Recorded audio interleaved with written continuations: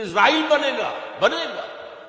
حدیث میں خبر ہے یہ سارے مسلمان ممالک تمہارے ہاتھ سے نکل جائیں گے مسلمانوں، یہ عراق اور اردن اور یہ اور وہ، یہاں تک کہ ترکی، سعودی عرب کا بھی شمالی حصہ نکل جائے گا۔ البتہ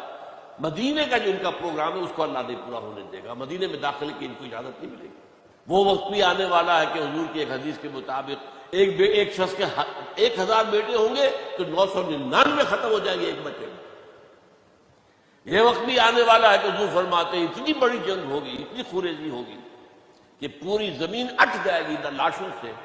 تو پرندہ جو ہے کوئی، ایک تو پرندے ہوتے ہیں کہ جو مردار خور ہے، گدھ ہے، وہ تو بڑی خوشی سے اتریں گے، تناول فرمائیں گے لاشوں کو۔ اسی طریقے سے کوے ہیں، چیلے ہیں، لیکن جو نفاست پسند پرندے ہیں وہ لاش کے اوپر اترنا نہیں چاہتے۔ تو ایک پرندہ الٹا چلا جائے گا، اسے کہیں زمین پر اترنے کی جگہ نہیں ملے گی، لاشیں ہوں گی، یہاں تک کہ وہ تھک ہار کر اس کے جو ہے پر جواب دے جائیں گے، گرے